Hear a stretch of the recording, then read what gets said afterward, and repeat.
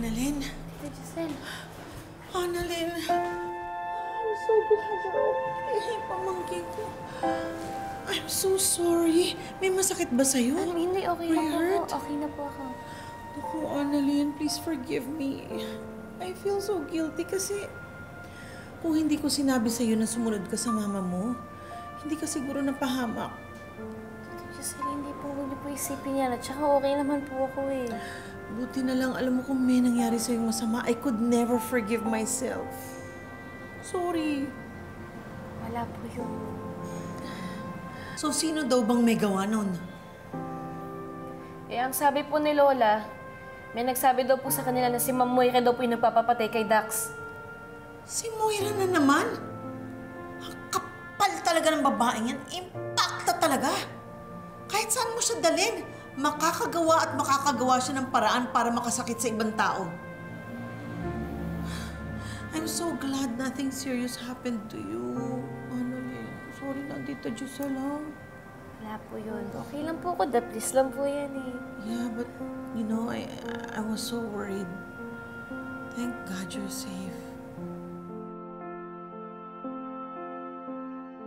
Ang ganda talaga itong pamangkin ko.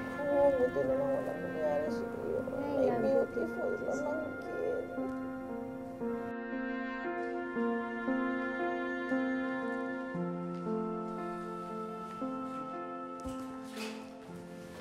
Anong nangyari? Siguro meron kang ginawang masama sa Star Witness laban sa nanay mo, no? Did you kill him? Yan ka na naman, tita eh. He's alive. Okay? Kahit na. You shouldn't even be allowed anywhere near him. What kung meron kang tinurok sa kanya para malason siya? O para humina siya at lumala yung kondisyon niya, and then eventually he dies? Relax, Giselle. I know for sure na walang ginawang masama si Zoe. Naging maayos naman ang trabaho niya. Kahit na alam niya na ang inooperahan namin ay yung taong testigo laban kay Moira. Sobra ka naman, tita, para pagbintangan mo ko ng ganyan. I mean, do you really think I could kill someone? Well, hindi malayo.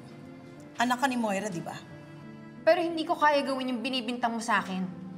At kahit ano pa yung mommy ko, I'm still a doctor. And I still abide sa sinumpaan kong Hippocratic Oath. And one of the promises within that oath is primo non nocere. Or first, do no harm. Can you not lecture me on that Hippocratic whatever? Sa pagkakaalam ko, isang oath lang ang sinumpaan mo. At yon ang loyalty sa nanay mong kriminal. And that's what you call the Hippocrata Oath.